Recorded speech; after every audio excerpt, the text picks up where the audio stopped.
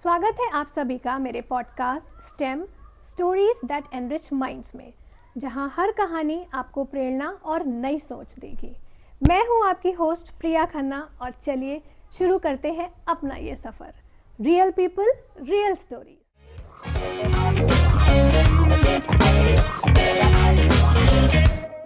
This video is sponsored by Solexia, your soul's elixir that deals with hair care and skin care product. आज हमारे साथ हैं Sanchit Mehra, senior computer scientist at Adobe, जिन्होंने अपने career के हर मोड़ पर एक्सेलेंस को पार करते हुए अपनी एक अलग पहचान बनाई है। लेकिन जो चीज़ संचित को सबसे अलग करती है वो है उनका डेडिकेशन अपने वर्क के लिए। Sanchit as a mentor aspiring candidates को सिर्फ इंटरव्यू क्रैक करने के टिप्स ही नहीं देते हैं, बल्कि उनके एक ऐसे माइंडसेट और अप्रोच के बारे में बताते हैं जो उन्हें इंडस्ट्री में सक्सेसफुल बनाने में हेल्प करेंगे। सो आज के इस एपिसोड में हम संचित से उनके एक्सपीरियंस और मेंटोरशिप के बारे में बात करेंगे। सो वेलकम संचित, स्वागत है आपका हमारे पॉडकास्ट पे। Thank you so much for having me here, it's my pleasure to be here. Yeah my pleasure too. So Sanchit, आप एक सॉफ्टवेयर इंजीनियर हैं, तो जाहिर है आप एक साइंस स्टूडेंट होंगे। So I just want to know that एक क्लास 10th पास के बच्चे जब कोई स्ट्रीम का सिलेक्शन करते हैं तो उनको किन बातों का ध्यान रखना चाहिए अपने स्ट्रीम सिलेक्शन में या अपने करियर के गोल सेट करने में, आप इसके बारे में क्या बताएंगे? यस, सो बेसिकली मैं ये कहता हूँ कि हर स्टूडेंट को when he is in or she is in 10th class, she or he should do a self-reflection on his subjects, basically which subjects he is more interested in, किस विषय में उनकी सबसे ज़्यादा रुचि है और किस विषय में वो बहुत ही इन डेप्थ स्टडी कर सकते हैं। तो जैसे मैं अपनी बात बताऊं तो मुझे प्रॉब्लम सॉल्विंग और एनालिटिकल स्किल्स ये मेरे पे हैं और मुझे प्रॉब्लम सॉल्विंग्स बहुत अच्छी लगती थी। और जब मैंने स्कूलिंग में मेरे 3rd स्टैंडर्ड से ही मेरे पास computer science as a subject था and I was really very interested in that. और मेरा रुझान इतना बड़ा उसमें, इतना अच्छा, I was into coding and all this stuff. So I choose my career as a software, being in a software engineer, and I pretty excel in that because I choose my passion to be my profession. So yeah, and so basically students को मैं ये कहूँगा कि वो अपना रुझान देखें और सेल्फ रिफ्लेक्शन इस बारे में करें कि मैं चाहता क्या हूँ, how would my day would look like as when he is doing his job. So that is my That's very true. Like you want to say कि one should follow our passion. कि जो आपका passion हो, it doesn't matter कि आप सबको देख के आप साइंस ले लें या कि हमारे फ्रेंड ने साइंस लिया है तो I should go with science. No, not at all. Because आज ये टाइम नहीं है कि जब सिर्फ एक साइंस स्ट्रीम में ही अपॉर्चुनिटीज़ होती हैं, बट लाइक आज मुझे ऐसा लगता है कि कॉमर्स, ह्यूमैनिटीज़, हर चीज़ में इक्वली लाइक हमारे पास अपॉर्चुनिटीज़ है। तो व्हाट डू यू से कि is it right? Yes, of course it's right, and why is the reason is that today there is lot of awareness. जागरूकता बहुत है, पहले नहीं थी। आजकल YouTube चैनल्स हैं, इतनी ऑनलाइन रिसोर्सेज हैं, वी कम टू नो कि भाई ह्यूमैनिटीज़ में भी बहुत सारे ऐसे करियर ऑप्शंस आते हैं। कॉमर्स में like in accounting, banking, finance, okay, mutual fund advisers and lots of things are there. So basically आप अपना रुझान देखिए, मेरा रुझान किस तरफ है, क्योंकि काम को एंजॉय करना बहुत ज़रूरी है। क्योंकि जब आप काम को एंजॉय करते हो, आप सेटिस्फैक्शन अचीव करते हो अपने काम से, फिर वही आप घर लाते हो। बिल्कुल। तो जब आप अपने काम से सेटिस्फाइड हो, फिर आप घर में भी आते हो and you spread that energy same, तो आपका घर और आपका प्रोफेशन दोनों ही स्वस्थ रहते हैं। हाँ बिल्कुल, मतलब हमें अपने काम को एंजॉय करना चाहिए, राइट? तो हम अपना बेस्ट दे पाएंगे। बिल्कुल बिल्कुल, थैंक यू संचित। सो लाइक बेसिकली जैसे आज का यूथ जो है वो उसके एजुकेशन और करियर का प्रेशर बहुत रहता है, तो आपको क्या लगता है कि वो इस प्रेशर को कैसे एक साथ हैंडल करे कि जिससे वो अपने एकेडमिक प्रेशर को भी और अपने जो स्ट्रेस है करियर को लेके, जो बच्चों को स्ट्रेस रहता है, basically I am talking about when student reaches 11th and 12th standard, उस टाइम पे बच्चों को ये प्रेशर काफ़ी झेलना पड़ता है। तो आप कैसे कहेंगे कि इससे ओवरकम करने के लिए बच्चे आप क्या करें, क्या एडवाइस देना चाहेंगे आप? राइस, तो एक वर्ड में कहूँ तो तैयारी। तो अगर आप ये कहें कि मैं कहूँ कि नहीं स्ट्रेस बिल्कुल ही बुरा है, नहीं, स्ट्रेस बिल्कुल बुरा नहीं है। स्ट्रेस तो थोड़ा होना चाहिए, and when you have a stress आप अपनी बॉडी को तैयार करते हो, अपने माइंड को तैयार करते हो फोकस करने के लिए, आपकी एनर्जीज को रिडायरेक्ट करने के लिए एक पर्टिकुलर टास्क में जो आपने सोचा है हाँ ये मुझे अकम्प्लिश करना है, तो stress is good. Even in an adventure where you do a bungee jumping, या बंजी जंपिंग करें या ग्लाइडिंग करें, आपको तभी स्ट्रेस होता है, but that stress is so beautiful, right. So और जो stress mind, if you are going in some presentation और आप स्टेज में कुछ बोलने वाले हैं, तभी आपको स्ट्रेस रहता है, but that little stress makes you very focused to perform, right. So stress is good, but अगर आप स्ट्रेस आपको ओवर पावर कर ले, then that is bad, and that is a bad stress, and that comes when you do not do your work at a time when you should be doing that work, और आप वो करते नहीं हो। मतलब कहने का मतलब, अगर आपके पास, आपको पता है कि मैं ये काम कर सकता हूँ और मैं प्रोक्रास्टिनेट कर रहा हूँ और मैंने नहीं किया, तो फिर जब मुझे काम का समय आएगा, मुझे रिजल्ट्स देने होंगे, तो मेरे पास ऑफ कोर्स स्ट्रेस रहेगा। फॉर एग्जांपल, मेरे 10th के एग्जाम्स है, मैंने पूरे साल नहीं पढ़ा, 1 महीने पहले मैं किताब खोल के बैठता हूँ, तो मुझे स्ट्रेस रहेगा। और अगर वही मैं हर रोज 1 घंटा नियमित निकाल के किताबें पढ़ता हूँ, अपना सिलेबस कंप्लीट करता हूँ, little steps a day, then I won't be having so much stress. हाँ, वो स्ट्रेस रहेगा एग्जाम देते समय, एक छोटा सा स्ट्रेस, एक बहुत ही अच्छा सा स्ट्रेस जो मुझे तैयार करेगा पेपर देने के लिए, but I would not be so much stressed कि हाँ स्ट्रेस मुझे इतना ओवर पावर कर ले कि मैं परफॉर्म ही ना कर सकूं। मीन्स यू वांट टू से कि लाइक आपसे अपना बेस्ट निकलवाने के लिए थोड़ा स्ट्रेस भी जरूरी है। Correct, yes, okay. सो अगर हम बात करें आज के जेनजीज की, तो उनके लिए डिस्ट्रैक्शन एक बहुत बड़ा चैलेंज बन चुका है। अब वो डिस्ट्रैक्शन में भी सोशल मीडिया का हो या फिर और किसी भी चीज़ का, क्योंकि आजकल इतनी ज़्यादा चीज़ें अवेलेबल हैं हमारे पास उन बच्चों के लिए एक्सप्लोर करने के लिए। तो आपके हिसाब से मतलब इन जेनजीज का बेसिकली आप फोकस बनाए रखने के लिए आपको क्या लगता है कि उन लोग को क्या चैलेंजेस फेस करने पड़ते हैं, या आप क्या एडवाइस देंगे कि अपने को फोकस कर सके अपने गोल की तरफ? बहुत ही अच्छा सवाल आपने पूछा। मैं आपको एक छोटा सा एग्जांपल देता हूँ, उसके ज़रिए मैं आपको बताता हूँ। ये मान लीजिए मैं आपको 2 लक्ष्य देता हूँ, पहला लक्ष्य दूंगा, दूसरा लक्ष्य दूंगा। पहला लक्ष्य मैं आपको देता हूँ कि आपको दिल्ली जाना है, ठीक है। मैंने आपको ये नहीं बताया दिल्ली में कहाँ जाना है, मैंने आपको ये नहीं बताया दिल्ली में आपको कब तक जाना है, ठीक है। मैंने आपको दूसरा लक्ष्य दिया, आपको अभी 2 घंटे में दिल्ली पहुंचना है। तो अब जब मैंने आपको दूसरा लक्ष्य दिया, 2 घंटे में आप अपनी घड़ी देखोगे, आपको ये नहीं दिखाई देगा कि मेरे आसपास क्या हो रहा है, आपको ये नहीं दिखाई देगा कि आगे खेल रहे हैं, आपको डिस्ट्रैक्शंस नहीं नजर आएंगे, आपको ये नहीं दिखाई देगा कि मेरे इंस्टाग्राम पे मेरे को कितने नोटिफिकेशंस आए हैं। Correct. So when you have a definite goal, आपके पास एक गोल होता है जो कि समय सीमा से निर्धारित बंधा हुआ होता है, प्लस बहुत ही स्पेसिफिक और डिटेल्ड होता है, तब डिस्ट्रैक्शंस आपका कोई कुछ नहीं कर सकता।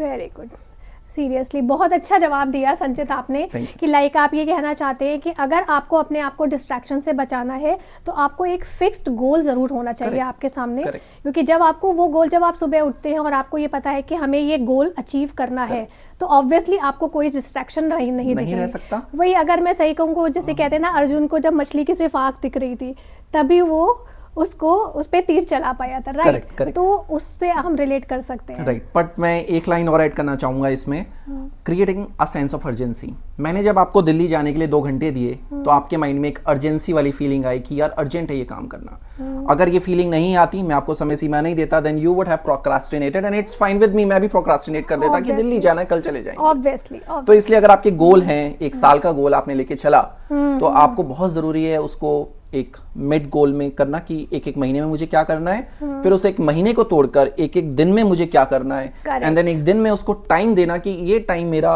इस टाइम पे खत्म हो जाना चाहिए। Creating a sense of urgency it's what made you avoid distractions. तो डिस्ट्रैक्शंस उसे ही होंगे जिसके पास गोल नहीं होगा, जिसके पास गोल होगा उसमें सेंस ऑफ अर्जेंसी आएगी। Means planning and then execution. या if you do not plan then you fail. या राइट।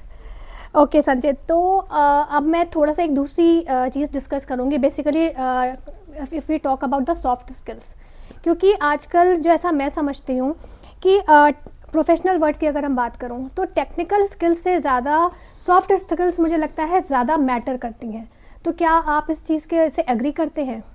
बिल्कुल, कोई दो राय नहीं इसकी। देखिए, टेक्निकल स्किल्स होती हैं, लाइक इट्स वेरी इंपॉर्टेंट। मैं बिल्कुल इंपॉर्टेंट, जो आपने पढ़ाई करी है, जो आपने स्किल्स गैदर करी हैं, जिसकी वजह से आप कंपनी को एक आउटपुट दे पा रहे हो, दैट इज़ वेरी इंपॉर्टेंट।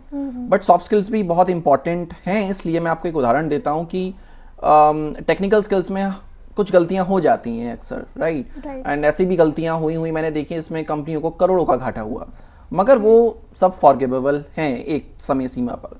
मगर अगर आपके पास एक खराब एटीट्यूड है, आपके पास एक सेंस ऑफ ओनरशिप नहीं है, या आप अपने इमोशंस नहीं हैंडल कर पाते, आपकी सॉफ्ट स्किल्स नहीं है, right, which means are not a good attitude, then that is not forgivable, right? Because if you can't manage your emotions, if you can't manage your own self, if you can't take the accountability, तो आप people को कैसे manage करोगे, right? So soft skills बहुत ही ज़रूरी हैं।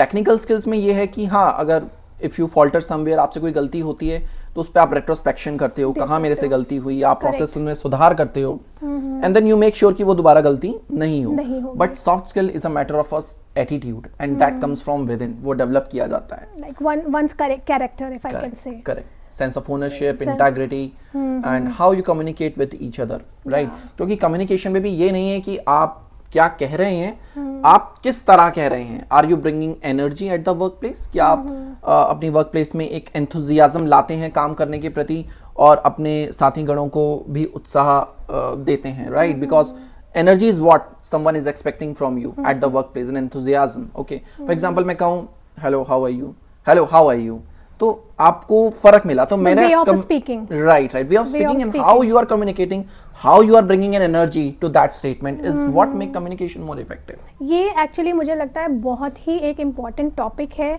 जो हमारे स्पेशली जो बच्चे अभी अपने करियर की तरफ जा रहे हैं उनको समझने के लिए। जैसे आपने जब ये बात बोली ना कि हाउ यू आर स्पीकिंग, तो एक जैसे एक बहुत छोटा सा एग्जांपल मैं अपने व्यूअर्स को देना चाहूँगी कि अगर आपसे किसी ने कोई चीज़ आपको हेल्प करी और आपको उनको थैंक यू बोलना है, तो once you said thank you and thank you, तो these two words matter. Same चीज़ थी, सेम वर्ड है thank you, but how you are speaking that leaves an impression on the like the other person. So these all comes in soft skills only, right? That comes in soft skills, and that's what makes an environment very conducive.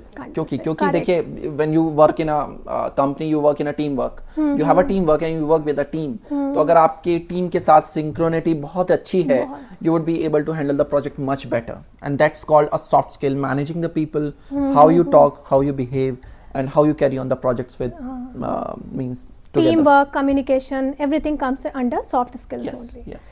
Okay, thank you. अब हम बढ़ते हैं अपने एक next question से।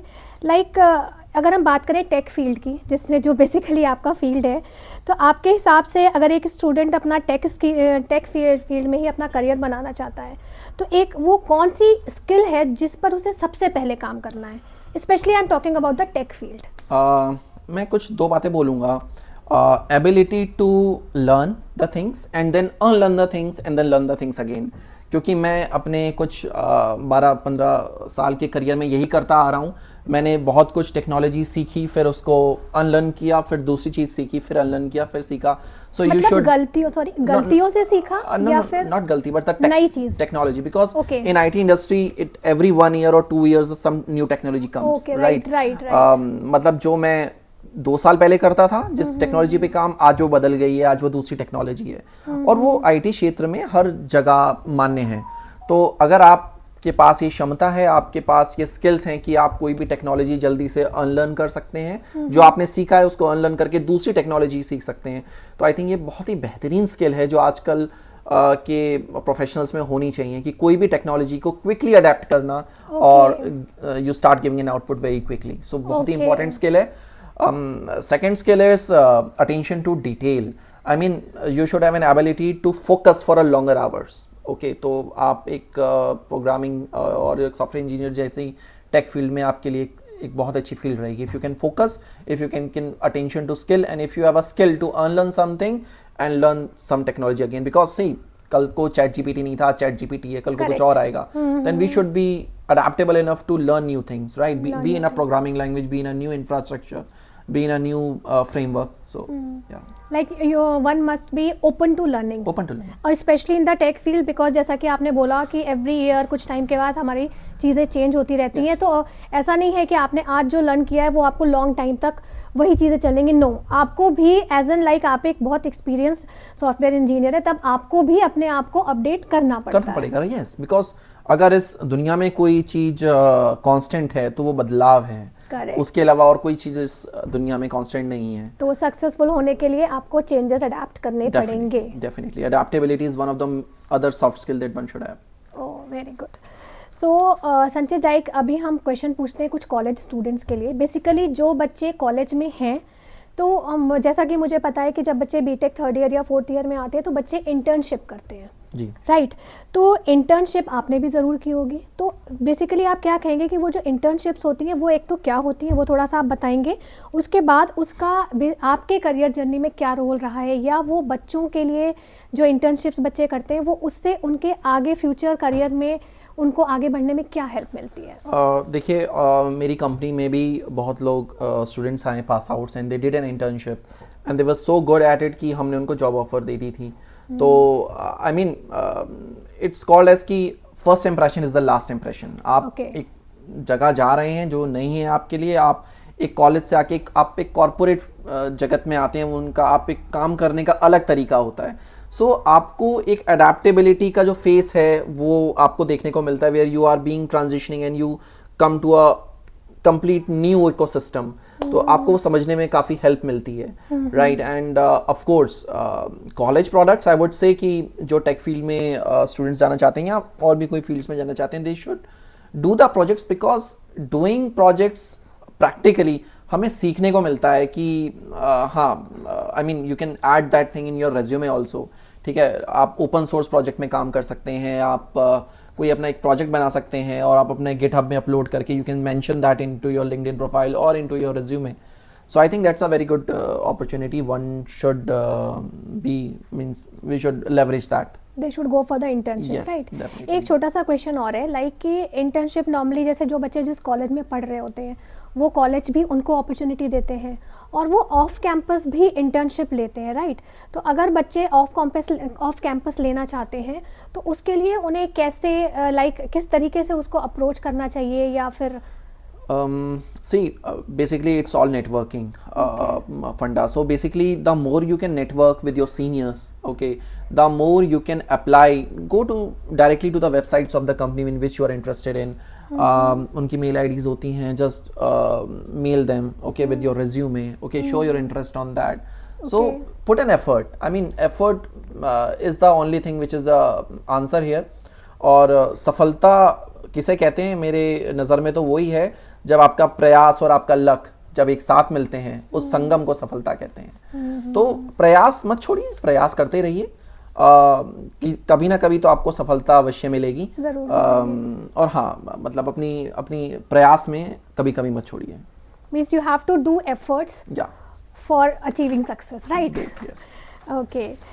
सो संचित, जैसा कि आजकल काफ़ी ज़्यादा चैट जीपीटी के चर्चे हो रहे हैं, राइट? और ऐसा कहा जा रहा है कि चैट जीपीटी या जनरेटिव एआई जो है वो हमारे जॉब्स को रिप्लेस कर रही है. तो आप क्या कहेंगे कि क्या ये ह्यूमन वर्क को कॉम्प्लीमेंट कर सकते हैं या फिर मतलब वो किस तरीके से अफेक्ट करते हैं? आपका क्या कहना है? देखिए मेरा मानना ये है कि चैट जीपीटी मैं तो ये कहूँगा कि कॉम्प्लीमेंट करते हैं and it helps to become more productive. मगर अगर कोई मुझसे आके कहता है कि नहीं ये तो मेरे लिए खतरनाक है जी, मेरे लिए मेरी जॉब को थ्रेटन कर रहा है, तो मैं उससे भी एग्री करूंगा. और अगर वो मुझसे आके कहेगा कि नहीं ये मुझे मेरे वर्क को कॉम्प्लीमेंट कर रहा है और मैं ऐसे मोर प्रोडक्टिव हो रहा हूं, तो मैं उससे भी एग्री करूंगा. क्योंकि बात यहाँ पे एटीट्यूड की आ गई कि मैं इस नई चीज़ को जो आ रही है मैं इसको कैसे लूँगा. अगर मेरे पास ये स्किल ही नहीं है कि मुझे कुछ चीज़ नहीं सीखनी नहीं है, मैं अपने कंफर्ट जोन में बैठा हूँ, तो वो नहीं सीखेगा और उसके लिए वो थ्रेट है. और अगर एक है बंदा जो अनलर्न करके न्यू टेक्नोलॉजी को लर्न कर सकता है, वो सोचता है कि मैं अपने जॉब में आज 1% प्रोडक्टिव था, कल मैं 1.1% कैसे प्रोडक्टिव होऊंगा, और वो उसको अडेप्ट करता है for being productive, then I think he is also right. तो I mean it's a difference of an attitude. मेरा जो एटीट्यूड है, I believe this would complement your work और ये हमें प्रोडक्टिव बनाएगा. Okay. Whether it would be able to replace humans, और वो बहुत आगे की बात है, बट मेरा अपना मानना ये है द सॉफ्ट स्किल्स जिसकी हम बात कर रहे थे, that AI can not have. That human touch जो मेरे कलीग से रहेगा, that AI can not bring. So of course you would be the person that would be having these soft skill and you would be leading that work. Chat GPT, AI and will stuff is only to make you more productive. क्योंकि जो mundane task हैं, जो routine task हैं उनको वो एक fast करके एक अच्छा आपको रिजल्ट्स दे रहे हैं, so that you make a better decision maker, you become a better decision maker. Correct. So that's the thing only which I want to say, it's making you more productive, but of course an attitude makes more impact here. More impact. Like if I want to define this in one sentence, I can say कि ये AI या ChatGPT आपका level को up करने में आपकी help कर सकता है अगर आप उससे सीखते हैं. That's the right attitude to have. Correct ना? Okay. So next is like कि अगर हम प्रेजेंटेशन की बात करें, प्रेजेंटेशन का फोबिया नॉर्मली बहुत सारे लोगों में होता है. मैं सिर्फ स्टूडेंट्स की बात नहीं करती हूँ, आई थिंक कॉर्पोरेट लेवल पर भी लोगों को होता है कि यार आज प्रेजेंटेशन है, उनके अंदर से बिल्कुल फोबिया हो रहा है कि कैसे होगा, सही होगा कि नहीं होगा. तो ये दोनों लेवल के लिए आपसे मेरा क्वेश्चन है कि वेदर दे आर स्टूडेंट और they are at corporate level, तो वो जो फोबिया है उससे, उस नर्वसनेस को हम कैसे ओवरकम करें, स्पेशली किसी एक इम्पॉर्टेंट प्रेजेंटेशन के पहले, कि वो नर्वसनेस में वो इस प्रेजेंटेशन हमारा ख़राब नहीं होना चाहिए. तो क्या चीज़ हम ऐसा करें? जी, तो देखिए मैं फिर बेसिक्स पे ही आऊँगा कि the more you bleed of the field the less you will bleed on the field. तो सबसे पहले तो प्रिपेयर्डनेस, कि आपकी इतनी प्रिपरेशन होनी चाहिए that you are confident about कि मुझे क्या क्या पॉइंट्स बोलने हैं, ठीक है. And you prepare of the field. आप एक अपने फ्रेंड्स का एक आप ग्रुप बना लीजिए और उनके सामने you start giving your mock presentation. तो आपके पास क्या है ना, आपने रिहर्सल कर लिया अपनी माइंड में, ठीक है, कि हाँ मैं ऐसे ऐसे बोलूंगा, ऐसे ऐसे इवेंट्स होंगे and this would be the way I will do that. तो जब आप रिहर्स कर लेते हैं देन आई थिंक वो एक नर्वसनेस को, थोड़ी नर्वसनेस तो होनी चाहिए, बट हाँ वो इतनी नर्वसनेस नहीं रहती कि वो आपको ओवरपावर कर लेगा. You give your best shot then. तो प्रिपेयर्डनेस, मॉक इंटरव्यूज और मॉक प्रेजेंटेशंस दीजिए. एंड आई वुड से जैसे मेरी कंपनी थी जिसमें एक क्लब होता था, टोस्ट मास्टर्स क्लब, उसमें we used to have lots of debates, we used to have lots of stage presentations. तो वो मॉक होती थी and that really helped many of my colleagues and me also to overpower these things. So I think join such clubs and practice it regularly, take it as a hobby. It would really helps that. और मुझे एक चीज़ बहुत अच्छी लगती थी कि like if we see कि बहुत ही अच्छे top athletes, top performers athletes, तो वो एक बात कहते थे कि मेरी परफॉर्मेंस से पहले ना मैं अपनी माइंड में रिहर्स करता हूँ. अब बेस्ट स्विमर है वो पहले रिहर्स करता है कि हाँ मैं इस तरह से स्विम कर रहा हूँ and I am winning that shot. एक गुड फुटबॉलर रिहर्स करता है कि that yes I am playing like this and the ball will be coming this way, I would be hitting that way. So rehearsal अपने mind में करना भी बहुत ज़रूरी है and that gives you a very very confidence in yourself, ठीक है. और तीसरी थिंग एंड लास्ट थिंग वो मैं कहूँगा कि बिलीफ इन योर सेल्फ. हम किस तरह से सेल्फ टॉक करते हैं वो बहुत इंपॉर्टेंट है. अगर मैं मेरे प्रेजेंटेशन से पहले मैं बोलता हूँ कि मैं एक बहुत ही बेहतरीन प्रेजेंटर हूँ, मेरे से अच्छा कोई प्रेजेंटर नहीं, और मैं एक बहुत अच्छा इंजीनियर हूँ, मेरे से अच्छा कोई इंजीनियर नहीं, तो ये एरोगेंस नहीं, एक तरह का सेल्फ बिलीव है जो आप अपने पैदा करते हो. बिकॉज आपको नर्वसनेस हो रही है आपके डाउट से कि यार मैं तो नया हूँ, मेरे से अच्छे बोलने वाले, मेरे से अच्छे बुद्धिमान लोग सामने बैठे हैं, मैं कैसे करूँगा. तो आपको सेल्फ टॉक करनी है कि I am the best, I am the best, okay, and make your mind believe. Right, so self believe plays an important role here. Like I think आप यहाँ पर बात कर रहे हैं मेडिटेशन की भी. मतलब लाइक मैंने एक वीडियो देखा था जहाँ पर ये था कि अगर आपको कोई चीज़ अचीव करनी है, सपोज लाइक कल मेरा एक बहुत इंपॉर्टेंट प्रेजेंटेशन है, before going to bed you have to say 5 times, yes, I will give my best, I will give my best presentation. You will say 5 times, sleep, wake up in the morning, again you have to say, repeat the same lines and you will see that the miracle happens.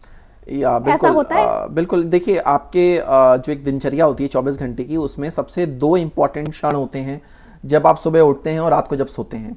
तो of course वहाँ पे जो आप एकांत में अपने लिए जो समय व्यतीत करते हैं वो बहुत ही शानदार होता है अपने माइंड को प्रोग्रामिंग करने के लिए, सेल्फ बिलीव को स्ट्रॉन्गर करने के लिए. तो बिल्कुल ये करना चाहिए. सुबह उठते ही just sort out your plans. देखिए प्रोडक्टिविटी का एक मैं बहुत बड़ा उदाहरण देता हूँ कि सुबह उठ के आजकल हम क्या है अपने नोटिफिकेशंस चेक करते हैं. हालांकि करने की ज़रूरत नहीं, क्योंकि रात में नोटिफिकेशंस आते नहीं है इतने, अनलेस और until you are working from some US part. तो सुबह उठते ही you should set and you should plan out your day, और वो शांत रहता है, डिस्ट्रैक्शंस नहीं रहती उस समय, and you are able to focus and you are able to pass your self talk to your subconscious mind so that it believes what you are saying. और जब वो सेल्फ बिलीव बन जाता है आप में, you believe self confident about your self, and when you believe self confident you give your best shot. ये जो आपने अभी बात बोली सबकॉन्शियस माइंड वाली, ये भी एक मैं कहूँगी एक अलग से बहुत बड़ा टॉपिक है कि अगर आप लाइक कोई भी चीज़ अपने माइंड में रखते हैं और वो चीज़ अगर आपके सबकॉन्शियस माइंड से होकर जाती है, उसको आप बार बार बोलते हैं कि यस मुझे ये करना है, मुझे ये करना है, मैं ये करूँगा, तो वो चीज़ें आपको एक पॉजिटिव इफेक्ट देती हैं, स्पेशली आपके उस काम को करने के लिए। जी राइट जी। बट आपको ये प्रूफ भी करना होता है, ये नहीं कि अगर मैं बैठा हूँ सुबह और शाम बस मैं ये बोल रहा हूँ कि हाँ मेरे 90% आएंगे या मैं बहुत अच्छा दूंगा और आप मेहनत नहीं कर रहे, तो फिर आपका माइंड कहेगा आप तो झुठला रहे हो, आप तो पागल बना रहे हो। और अगर efforts, yes effort should be there, सबके साथ एफर्ट्स, मेहनत, dedication, work is very important, but yes along with all these things can also make lots of difference. जी right. So Sanchit thank you, आपसे बात करके बहुत अच्छा लगा। आज मैं अपने व्यूवर्स को बताना चाहूँगी कि जो हमारे ये संचित हैं ये अपनी कंपनी में इवन कंपनी में क्या कहूँगी मेंटरशिप करते हैं और एस्पायरिंग कैंडिडेट्स को काफ़ी गाइड करते हैं कि वो अपने इंटरव्यू के लिए कैसे प्रिपेयर करें और how to get prepare for the interview. Sanchit ये एक बहुत ही वास्ट टॉपिक है, तो आई थिंक अगर हम इस पर भी बात करने बैठेंगे तो काफ़ी ज़्यादा टाइम हमारा होगा, तो हमने ये सोचा है कि इसके लिए हम अपने नेक्स्ट एपिसोड में स्पेशली हम संचित के साथ लेके आएंगे आपके लिए how to get prepare for the interview. So thank you so much Sanchit, बहुत अच्छा लगा आपसे बात करके। Until then take care, keep smiling and remember your story can inspire to.